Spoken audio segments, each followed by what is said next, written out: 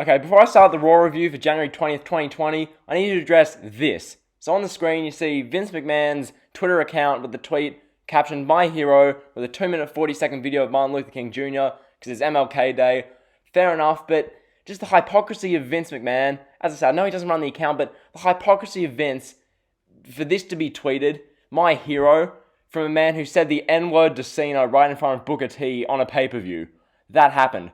And we all know Vince's storied history with making black wrestlers, dancing gimmicks, thieves, robbers, gangsters, just cringe, hypocrisy, terrible. Anyway, we'll just move along from that. Happy MLK Day, everyone. Tribute to Martin Luther King. Moving on to Raw, January 20th, 2020. This show, on the whole, I thought it was good. Which I honestly can't believe I'm saying about Raw. But then again, I have seen it's been getting better these past month or so. Granted, I'll still rant in my reviews and say that a bunch of different things are not great. But I am fairly critical on Raw, I know that. But I just want this show to be really good. And the direction I'm seeing from them, it's better. Is it where they need to be? God no. But as a show, it has direction, which I can't say about SmackDown. Okay? SmackDown is just, it's too far gone at the moment. Everything they do on SmackDown pains me. This, you can see Paul Heyman's fingerprints all over the different stuff they're doing.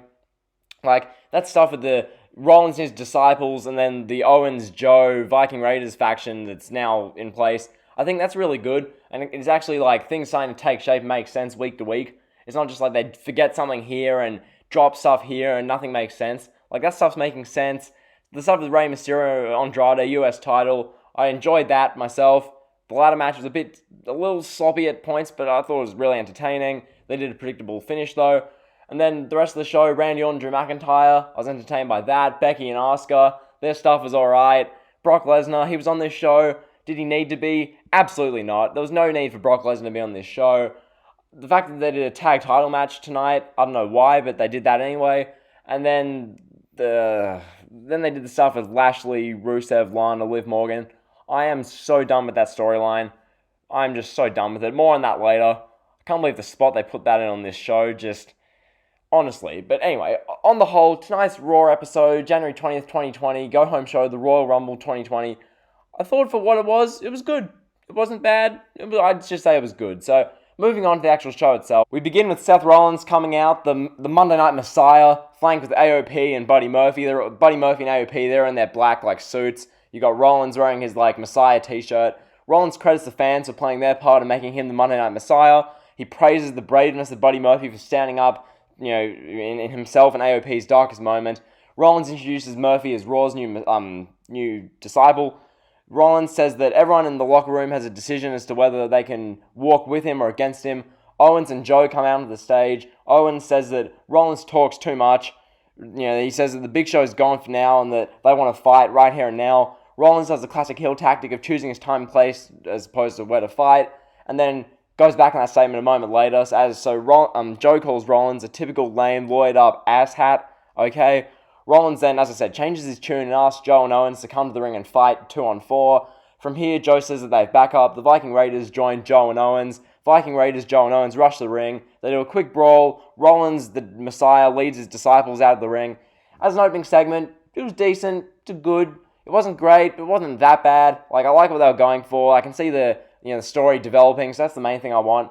If opening segments are in place, they can't be pointless. This felt like it had a bit of a purpose, so I thought this was alright to good. From here, we get the video package for Andrade, Rey Mysterio, and I'm thinking, okay, this will be our main event. And then they do the ladder match here. So second in the show, we get the ladder match. After a commercial break, the Messiah is interviewed. He says that tonight, him and his new disciple, Buddy Murphy, will challenge the Viking Raiders to the tag titles. So from here, we go to the ladder match. The United States Championship, Andrade defending against Rey Mysterio. I'm going into plenty of detail for this. I wrote down pretty much everything that happened. Don't worry, I don't have the review like that for the rest of the show. It's just this match because I was really into it. So right away, Rey baited Andrade into getting a ladder himself before hitting Andrade with a basement dropkick into a ladder. Andrade caught Rey and dumped him into the barricade. Andrade tried to superplex Rey onto a ladder. That got blocked. Rey then hit a Hurricane Rana off the top rope to Andrade. Andrade took this wicked bump where he flipped through the air and landed top of his back, pretty much his neck, on the ladder, which looked brutal. We went to commercial after that. From there, after the break, Rey ran across the apron and did a senton onto Andrade, so both guys crashed into the barricade. In the ring, Rey hit a Hurricane Rana to Andrade that sent him into a corner ladder. There were 3 ladders in the ring, keep in mind. Rey set up this big one and began to climb. Rey slowly climbed, which was angering. I hate when they just slowly climb up the ladder. Like, the match's been going for literally 6 minutes. Just run up and grab the belts. So anyway, Andrade did a 3 amigos to Rey, where the third one came onto a ladder, which is a cool spot. From here, Andrade was on the middle rope. Rey went to hit him with a Hurricane Rana again. Only Andrade blocked it before powerbombing Rey onto a bridging ladder, which looked brutal. So that sends us into a second mid-match commercial, which is the complaint I had with this. The commercials killed this match. 2 of them added up to like 7 minutes. So this match, it got like 21 minutes, but literally 7 to 8 were in commercial. So we didn't get to enjoy this nearly as much as we should have. So that was disappointing. Back from the break, there were 2 bridging ladders set up. So there's like a main ladder and 2 bridging ones between different like turnbuckles. Both men exchanged strikes at the top of the ladder. Then they did this sick spot where Rey flipped and sent Andrade crashing hard back first through one of the bridging ladders. The ladder like cracked, but that was it. So Rey hit a 619 on Andrade. Then they did the spot with Rey hanging from the title belt as Andrade moved the ladders. Rey crashed hard to the ground. Rey sent Andrade to ringside. Then Zelina Vega climbed up to the top of the ladder and blocked Rey from grabbing the title. Andrade then grabbed Rey and hit him with the sick hammerlock DDT through another bridging ladder. This time the ladder fully snapped in half. Andrade then grabbed the US title, so he retains the title. Afterwards, Zelina Vega ripped up the floor padding. Andrade was going to hammerlock DDT Rey into the concrete. Then we got the predictable outcome. Humberto Carrillo shows up behind Andrade. Carrillo's wearing a Rey Mysterio mask. Carrillo beats up Andrade a bit. Andrade flees, so that's the end of that. 4 stars I gave this. Andrade retains. Moving on, we get a Martin Luther King Jr. tribute package, which is really good. Then we get Aleister Black making a sick entrance. Aleister Black takes on some jobber and beats him in literally 5 seconds. So he hit a Black Mass, 1, 2, 3. Lawler said that this match took 3 seconds, which I don't know how that's possible. Anyway, then we begin the second hour with Brock Lesnar and Paul Heyman addressing the Rumble match. When I saw that Lesnar was announced for another segment on this show, I was just confused. I was like, what more could Brock possibly say that hasn't been said? So Brock makes his entrance alongside Heyman. Heyman had this maroon suit with bright orange tie. It looked ridiculous. Heyman says that what Lesnar does is taken for granted because of how dominant Brock is. Heyman then explains to us how the Rumble match works. I really needed to hear this before telling us that Brock will eliminate entries number 2, 3, 4, 5, and so on and so forth. Then Ricochet makes his entrance, of all people. I was like, okay. So Ricochet says that Heyman talks a lot. So same thing R-Truth said last week. They're just making that a running joke, which isn't funny. And that plenty of guys are too afraid to fight Brock in the back. But he says that he is Ricochet. He's not afraid to take risks. Any risk he takes could be his last, so he's not afraid. Sure. Heyman tells Ricochet that he's an idiot and he should go back to the locker room. Ricochet says that he's not afraid. Ricochet sells getting in the ring with Brock as this really scary moment, which is funny. Brock then just waves off Ricochet like the indie trash that he is. I found this hilarious. Like the expression Brock gave me, he waved his arm and just walked out of the ring. I mean, that's probably how Vince treats the NXT roster. Just Vince indie trash. So anyway, Brock gets back in the ring because Ricochet says to Brock, "Are you scared?" Brock gets back in the ring, literally clocks Ricochet in the gut, and then says that, in this funny Brock voice, "I'm not scared." So from there, that was it. That was all right. Then we go to Randy Orton vs. Drew McIntyre. Orton had a backstage interview where he said literally nothing before this. The match itself with Randy and Drew McIntyre, I was entertained by it. I like these two as a pairing. You can see Randy Orton likes Drew McIntyre, he sells for him more. Randy Orton took some sick chops. McIntyre versus Walter in a chop-off would be insane. Basically, this match had a mid-match commercial, before which McIntyre hit a Claymore on some ringside intern accidentally before going to commercial. As I said, the match was pretty entertaining. It broke down into teasing finishes. Pretty much McIntyre went for a Claymore, but that got blocked. Then AJ Styles and the OC rushed down and beat down both men, so the match was thrown out. AJ Styles and the OC leave. Then we see from there Randy Orton and McIntyre. Orton RKO's McIntyre. Then we get McIntyre cutting a really good little promo about he's going to win the Rumble, which I thought was really good. McIntyre, should he win the Rumble? Yes. Will he? No. Speaking of people who will probably win Royal Rumbles, that moves us into Charlotte Flair backstage. She's interviewed. Becky just comes over and randomly smiles at her. Charlotte says that last year she was eliminated by someone who shouldn't have been in the match, and that this year she'll win it. Okay, whatever. Then Becky Lynch comes out, Raw Women's Champion, go to commercial. We come back and she says that when asked to spat green mist into her eyes, she can now see clearer than ever because of that. Becky says that she lost the battle to Asuka last year, but overall she won the war in 2019 because while Becky was the face of the company, Asuka was making soup and uploading it to YouTube. That was pretty good. This is a good little promo from Becky here. He did his job, did what needed to do, I guess. Then we go into Becky Lynch vs Kairi Sane. This match was fine. It was pretty run-of-the-mill, stock standard. You can tell Kairi Sane doesn't really care to be here in this match. Becky Lynch was fine. Both women were just getting through to the Rumble. Then we had, from there, Asuka sitting on the ring post, watching it, which that was cool. Gave the match something a bit different. Basically, Becky got a near fall off a leg drop. Sane DDT'd Becky. Becky kicked Sane to ringside. Back in the ring, Becky punched Asuka off the ring post. Then Becky hit a Bexploder, a spinning kick, and then locked in the disarmer on Sane, which made Kairi Sane tap. Afterwards, Asuka assaulted Becky, locking her in an Asuka lock. Asuka then released the hold, kicked Becky, and then walked off to end this segment. So, Kabuki Warriors standing tall. I've made my prediction that Becky Lynch will retain the Women's Championship in my preview. Stand by that. Nothing here made me think otherwise. Becky will retain. From there, the Viking Raiders and Rollins are showing with his disciples. They're showing, and before their big tag match is up next. Then there's a video package of Rocky Johnson, the same tribute package from SmackDown that was the best thing on that show. Then Asuka says that she's going to win the Raw Women's Championship at the pay-per-view. So from here, we open the third hour with the tag team match for the Raw Tag Team Championships. The Viking Raiders defending against Seth Rollins and Buddy Murphy. This match and what they did, personally, I'm actually a fan of this now. Rollins with the heel thing with AOP, just when it was Rollins AOP, I was confused by it. Now that Buddy Murphy's in the stable, I'm a much bigger fan of it because Buddy Murphy's getting an opportunity, a big opportunity in this spot that he deserves. Personally, I'm just in favour of it. So here, Rollins and Murphy, I didn't think they'd win the tag titles. They ended up winning them, which really surprised me. Murphy hasn't won a match in a little while against anyone of credibility. Like, he beat a jobber, but that was it. Him teaming with Rollins, I think this win was really big for them because the Viking Raiders were doing nothing with the titles. I'm not annoyed they lost the titles at all because they were floundering. The Viking Raiders had no opponents. At least with Rollins and Murphy having the belts, you can actually make something of it. Like, them with the championships, Rollins can keep saying what he did backstage in the interview afterwards, where Rollins was like, this is what the Messiah does to people and everyone should join him. So that was good. Basically, this match, we got a mid-match commercial, but before that, we had at ringside AOP, Owens and Joe, they began fighting with each other, so they brawled through the crowd. Vic Joseph tried to make this feel epic, but not really. The match itself was good after the commercial, didn't go too long.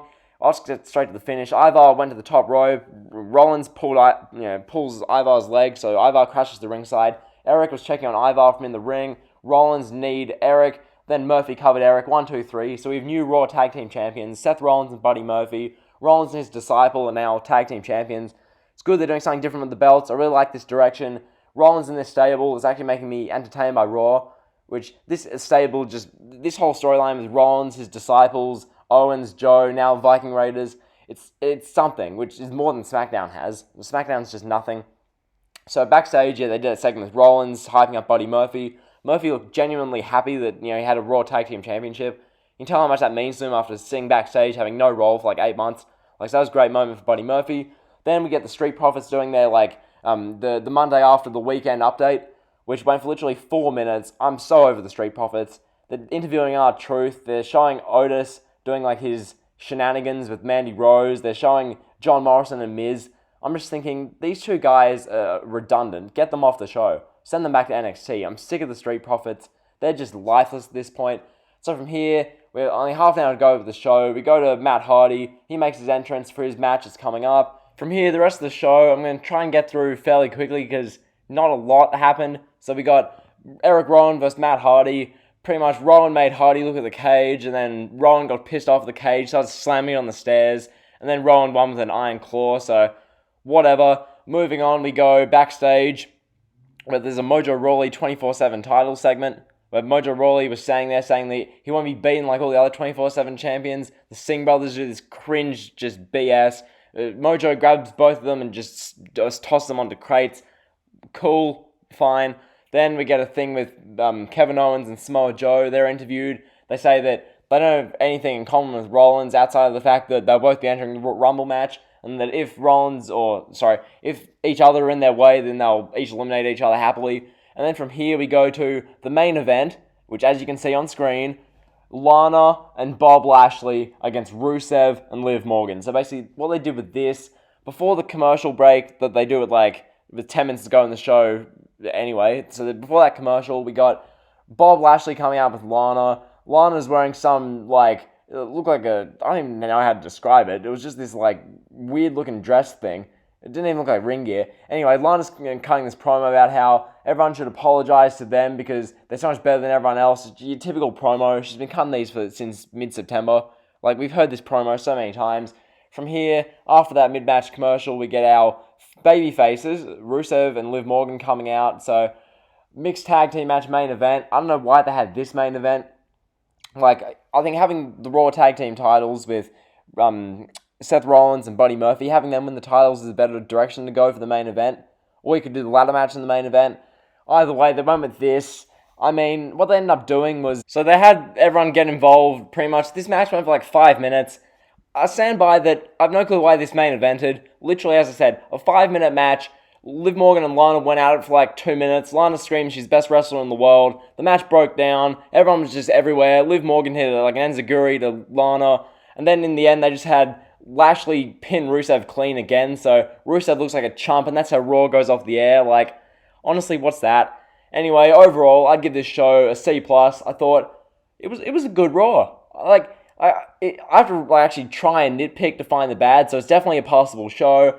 I think having Buddy Murphy win a tag title, even though he's been losing every match against credible opponents for the last little while, a bit dumb, but that's a real nitpick. I think overall the show, it was a fairly easy watch. There wasn't anything really that I thought, oh, I hate this.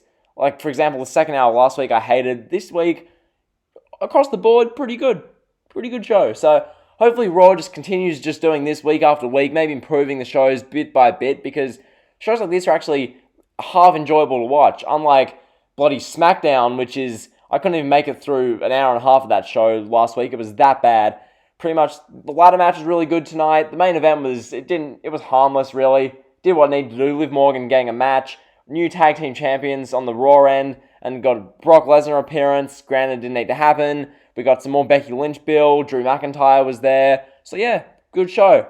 Hopefully you enjoyed the video. Be sure to like, comment, and sub. See ya.